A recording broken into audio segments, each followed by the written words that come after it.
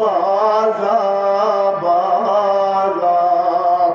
ওয়াহশী বিন হারব যিনি সাইয়্যিদুশ শুহাদা হযরত হামজার কাতিল, বদর দিয়ে শুরু করছিলাম, মনে আছে? এই বদরে বিজয় অর্জন করছিল কারা? মুসলমানরা। তখন কাফের মুশরিকেরা রেগে গিয়েছিল, মুসলমান জিতে গেছে। তখন এই ওয়াহশী বিন হারবকে এই কাফের মুশরিকেরা ভাড়া করছিল মুহাম্মদকে, তার অনুসারীকে ধ্বংস করবার জন্য। পারে নাই বদরে, উহুদে গিয়ে সাইয়্যিদুশ শুহাদা হযরত হামজাকে শেষ করল। এমন শেষ করা করছে, যখন হযরত হামজা দুনিয়া থেকে বিদায় হয়ে গেছে, নবীজির কাছে সংবাদ এসে গেছে, সরকার দু আলম চাচাকে দেখবার জন্য উহুদের ময়দানে গেছে। নবীজি গিয়ে দেখে চাচা পড়ে আছে, কানটা কাটা, নাকটা কাটা, হাতটা কাটা, পাটা কাটা। এক বর্ণনা আছে পুরা বডিটাকে 11 টুকরা করা হয়েছে, সর্বশেষ বুকটা ফেলে কলিজা বের করে চিবিয়ে চিবিয়ে খেয়েছে। নবী আলাইহিস সালাম এটা দেখে চোখের পানি ধরে রাখতে পারলেন না, আল্লাহকে ডেকে বললেন, আল্লাহ এখন তো তুমি আমাদের উপরে রাজি হয়ে যাও।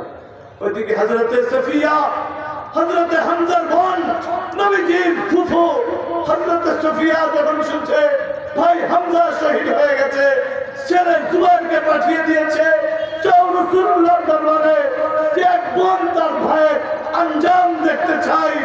নবীজি জুবাইরকে বলে, যাও তোমার মাকে মানা করো, আমার ফুফুকে মানা করো।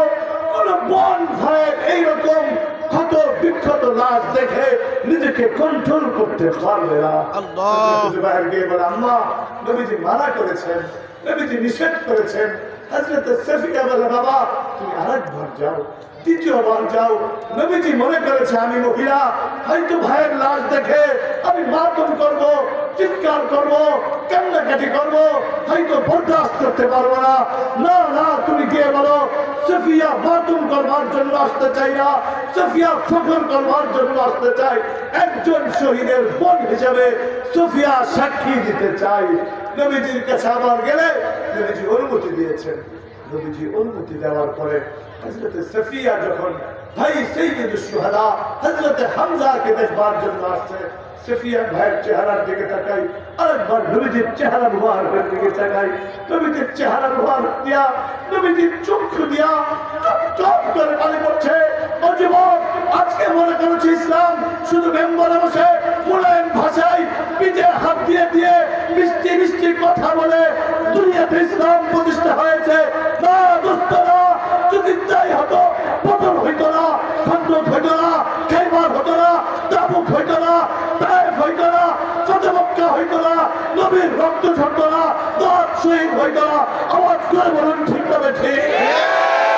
ভাইরা, জনাবে মুহাম্মদ রাসূলুল্লাহ হযরত সফিয়া চোখের দিকে তাকিয়েছে, ফুফুর চোখ দিয়ে পানি ঝরতেছে, নবীজির চোখ দিয়ে পানি ঝরতেছে, চোখ বলতেছে মুহাম্মদ এই হত্যাকাণ্ড তো মেনে নেওয়া যায় না। নবীজি ফুফুকে উদ্দেশ্য করে বলে, ফুফু আপনি হয়তো মুখে কিছু বলছেন না, কিন্তু আপনার চোখের ভাষার জবাব আমি দিতে পারবো না, আপনার চোখের ভাষার জবাব আমি দিতে পারবো না। ও মা, কি ঈমান তাদের ছিল দেখো। হযরত সফিয়া বলে, মুহাম্মদ আমি তোমার কাছে কোনো জবাব চাই না, আমি শুধু এতটুকু বলতে চাই, এরকম ভাই হামজা একজন কেন, 1000 জন যদি শহীদ হয়ে যায় আমার দুঃখ নাই। আপনি মুহাম্মদ এখনো জিন্দা আছেন, আপনি মুহাম্মদ এখনো। এটা হইল মুহাম্মদ, এটা হলো ভালোবাসা। ফাতহ মক্কার পরে এই কাতিল, এই হামজার কাতিল ওয়াহশী বিন হারব নবীজির কাছে এসে বলেন, ইয়া রাসূলুল্লাহ, ইয়া হাবিবাল্লাহ, আল্লাহ কি আমাকেও মাফ করবেন, আল্লাহ কি আমাকেও মাফ করবেন। নবী বলেন, ইন্নাল্লাহা লা ইয়াগফিরু আন ইউশরাকা বিহি ওয়া ইয়াগফিরু মা দুনা যালিকা লিমান ইয়াশা। শুধু শিরকের গুনাহ ছাড়া যা আছে সব আল্লাহ মাফ করবেন।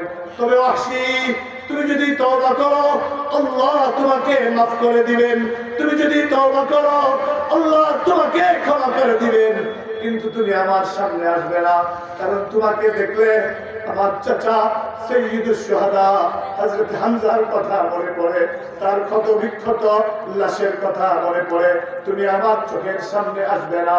হযরত ওয়াহশী বিন হারব নবীজির জবান থেকে এই কথা শোনার পরে কালেমা পড়ে মুসলমান হয়ে গভীর রজনীতে আল্লাহর কুদরতি পায়ে সিজদা দিয়া ডেকে ডেকে বলে, মালিক, ও আকাশের মালিক, ও জমিনের মালিক, আমার নবী আমার উপরে নারাজ। কালেমা পড়েছি, মুসলমান হয়ে গেছি, সিস্টেমলি আমি মাপ পেয়ে গেছি, কিন্তু এমন এক কাজ করেছি যে কারণে নবীজি নারাজ। তুমি আমাকে এমন শক্তি দাও, তুমি আমাকে এমন তৌফিক দাও, যেমন একটা কাজ আমি করব যার দ্বারা আমার নবীর চেহারাটার মধ্যে হাসি ফোটাতে পারবো। আল্লাহর কাছে দোয়া করতেছেন।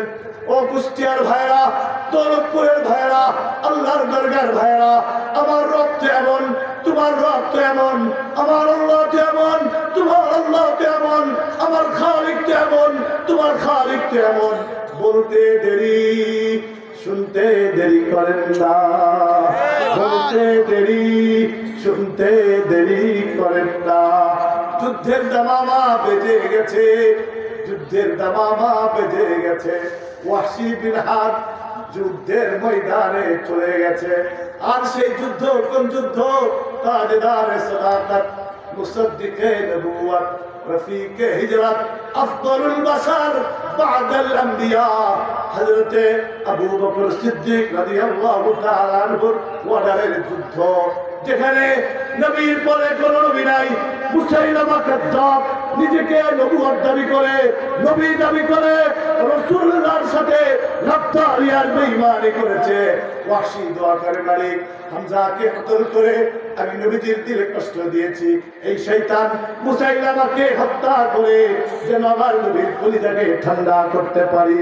সুতরাং মালিক, তুমি আমার দোয়া কবুল করো। হযরতে ওয়াহশী বিন হারব বেরিয়ে গেছে, মুসাইলামাতুল কাযযাবকে তালাশ করতেছে। আল্লাহর ইচ্ছা, আল্লাহর দয়া, বান্দার চেষ্টা, একটা সময় ঠিক তীর নিশানার মধ্যে লেগে গেছে।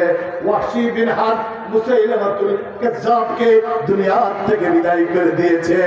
আর বলে, মালিক আলহামদুলিল্লাহ, সুম্মা আলহামদুলিল্লাহ।